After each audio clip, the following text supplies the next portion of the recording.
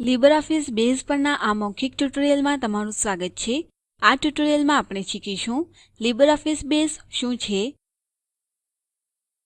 Base વાપરવા માટેની પૂર્વજરૂરિયાતો, base સાથે તમે શું કરી શકો, રિલેશનલ ડેટાબેઝ બેઝિક્સ, નવો ડેટાબેઝ બનાવવો, નવું કોષ્ટક બનાવવું. લીબરઓફિસ બેઝ એ લીબરઓફિસ સ્યુટનું ડેટાબેઝ ફ્રન્ટ એન્ડ છે. બેઝ એ માઇક્રોસોફ્ટ એક્સેસ સમાન જ છે. બેઝ મફત અને ઓપન સોર્સ સોફ્ટવેર છે, વિનામૂલ્ય અને ઉપયોગ કરવા અને વિતરણ કરવા માટે સ્વતંત્ર છે. ચાલો બેઝ વાપરવા માટેની પૂર્વજરૂરિયાતો જોઈએ. માઇક્રોસોફ્ટ વિન્ડોઝ માટેની સિસ્ટમ આવશ્યકતાઓ નીચે પ્રમાણે છે. માઇક્રોસોફ્ટ વિન્ડોઝ 2000 સર્વિસ પેક 4 અથવા ઊંચી, એક્સપી, વિસ્તા અથવા વિન્ડોઝ 7, 1.5 હાર્ડ ડિસ્ક જગ્યા સાથે પેન્ટિયમ કોમ્પેટિબલ પીસી. ઉબુન્ટુ લિનક્સ માટે સિસ્ટમ આવશ્યકતાઓ અહીં છે. લિનક્સ કર્નલ વર્ઝન 2.6.18 અથવા ઊંચી, પેન્ટિયમ કોમ્પેટિબલ પીસી. વિન્ડોઝ અને લિનક્સ બંનેના સંસ્થાપન માટે આપણને 256 MB રેમ જરૂરી છે. 512 MB રેમ આગ્રહણીય છે.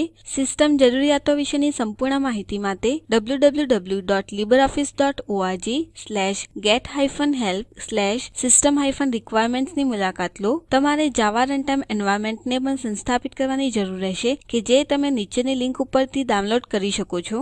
કેન્દ્રમાં આવેલા ફ્રી જાવા ડાઉનલોડ લખેલ લાલ બટન ઉપર ક્લિક કરો. જેવી ફાઇલ ડાઉનલોડ થઈ જાય તે ઉપર 2 વખત ક્લિક કરો અને સંસ્થાપન કરવા માટેના સૂચનો અનુસરો. ચાલો હવે લીબરઓફિસ બેઝના સંસ્થાપન માટે જોઈએ. જો કમ્પ્લીટ સંસ્થાપન વિકલ્પ સાથે તમે પહેલાથી જ લીબરઓફિસ સ્યુટ સંસ્થાપિત કર્યું હોય તો તમે તમારી સ્ક્રીનના ડાબા તળિયે સ્ટાર્ટ મેનુ પર ક્લિક કરી લીબરઓફિસ બેઝ વાપરી શકો છો. ઓલ પ્રોગ્રામ્સ પર ક્લિક કરો અને પછી લીબરઓફિસ સ્યુટ પર ક્લિક કરો.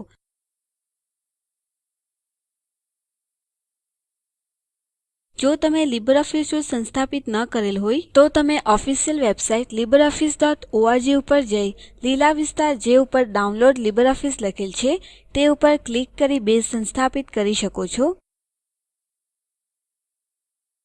વિગતવાર સૂચનો લીબરઓફિસ સ્યુટના પ્રથમ ટ્યુટોરિયલમાં ઉપલબ્ધ છે. યાદ રાખો, સંસ્થાપિત કરતી વખતે બેઝ સંસ્થાપિત કરવા માટે આ કમ્પ્લીટ વિકલ્પનો ઉપયોગ કરવો.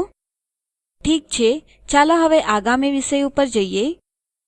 લીબરઓફિસ બેઝ સાથે તમે શું કરી શકો? બેઝ સાથે તમે સંગઠિત ડેટા સંગ્રહ કરી શકો છો. ડેટા એન્ટ્રી અને ફોર્મ્સનો ઉપયોગ કરીને ડેટા જોઈ શકો છો. પ્રશ્નો અને ડિઝાઇનના ઉપયોગથી માહિતી મેળવવી અને સરસ પ્રિન્ટર રેડી રિપોર્ટો બનાવી શકાય છે.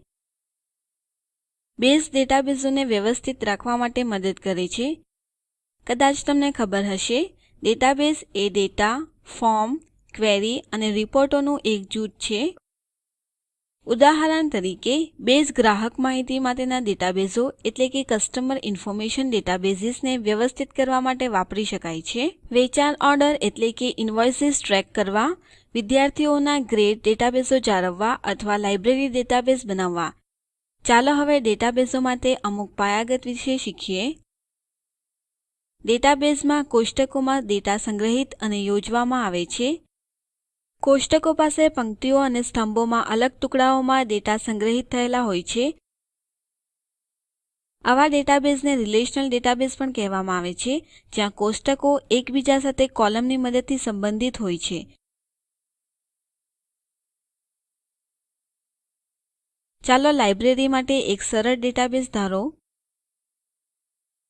લાઇબ્રેરી પુસ્તકોનો સમૂહ હોઈ શકે છે. હવે પુસ્તકો લાઇબ્રેરીના સભ્યોને આપી શકાય છે. પુસ્તકને શીર્ષક, લેખક, પ્રકાશક, પ્રકાશન વર્ષ અને ભાવ હોઈ શકે છે.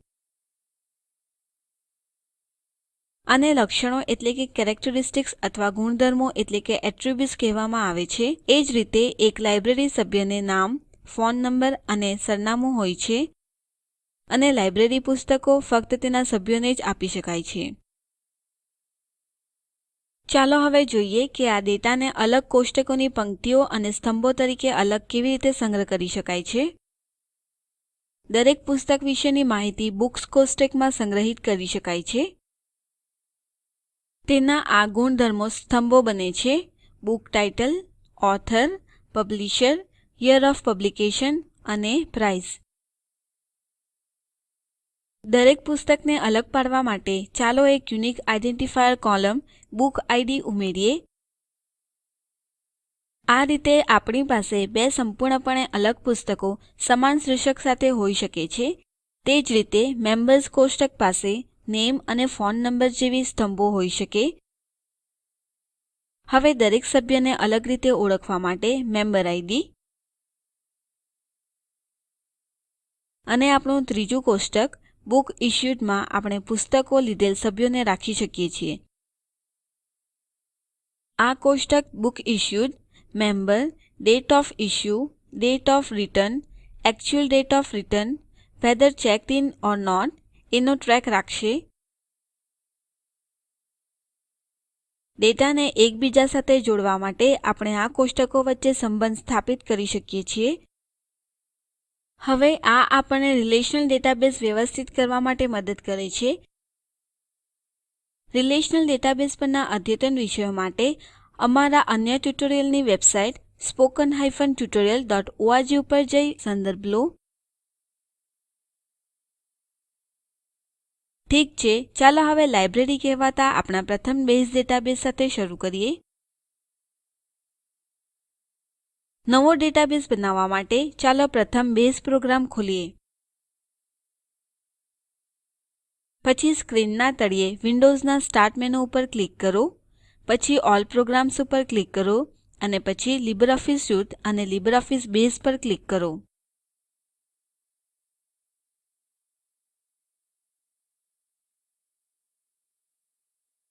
ડેટાબેઝ વિઝાર્ડ શીર્ષક ધરાવતી એક પોપઅપ વિન્ડો ખુલે છે. નવો ડેટાબેઝ બનાવવા માટે નેક્સ્ટ બટન પર ક્લિક કરો. નીચેની વિન્ડોમાં ફિનિશ બટન પર ક્લિક કરો. આ સેવ એએસ વિન્ડો ખોલે છે. આપણે લાઇબ્રેરી ડેટાબેઝ બનાવી રહ્યા હોવાને કારણે આપણે ફાઇલ નેમ લખાણ બોક્સમાં લાઇબ્રેરી લખીશું. હવે પછી સેવ બટન પર ક્લિક કરો. હવે આપણે અંદર છીએ. આગળ ચાલો ડેટા સંગ્રહ કરવા માટે કોષ્ટકો બનાવીએ. નવું કોષ્ટક બનાવવા માટે ડાબી બાજુ પર ડેટાબેઝ યાદીમાં ટેબલ્સ ચિહ્ન પર ક્લિક કરો. જમણી તકતી પર ટાસ્ક લિસ્ટમાં create table in design view પર ક્લિક કરો. તે અન્ય વિન્ડો ખોલશે. અહીં ફિલ્ડ નેમ હેઠળ પ્રથમ સ્તંભ તરીકે બુક ઇડ લખો.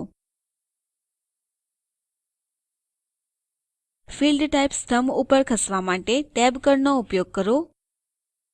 બુક ઇડ દરેક પુસ્તક માટે અલગ અલગ નંબર હોવાથી નીચે આવતા યાદીમાંથી ફિલ્ડ ટાઇપ તરીકે ઇન્ટિજર પસંદ કરો.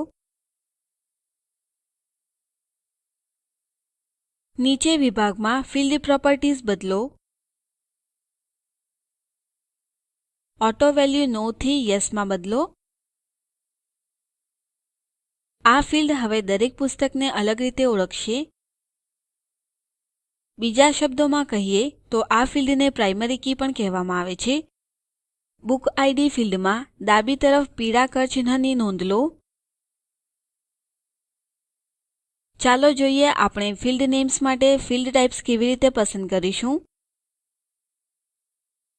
Field type text, integer, numeric, decimal અથવા ડેટ હોઈ શકે.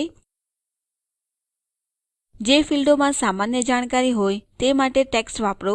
ઉદાહરણ તરીકે નેમ, ટાઇટલ, એડ્રેસ.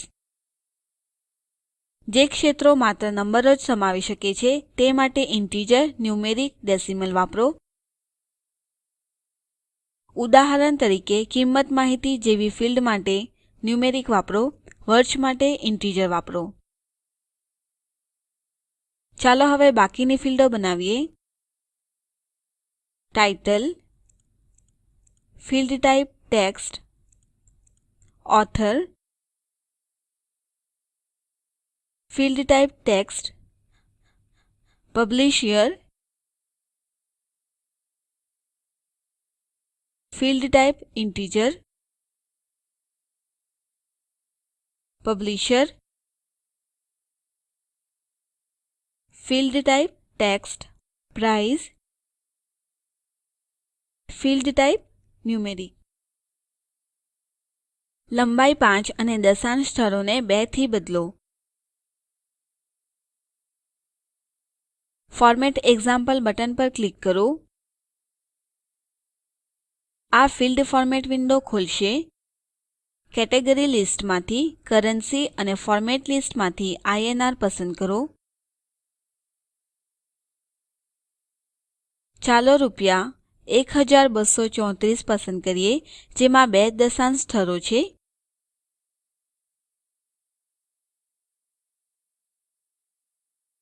નોંધ લો કે 2 દશાંશ સ્થળોનો સમાવેશ સાથે કુલ લંબાઈ 5 છે. ઓકે બટન પર ક્લિક કરો. હવે આપણે બુક્સ કોષ્ટક માટે બધી કોલમ બનાવી દીધેલ છે.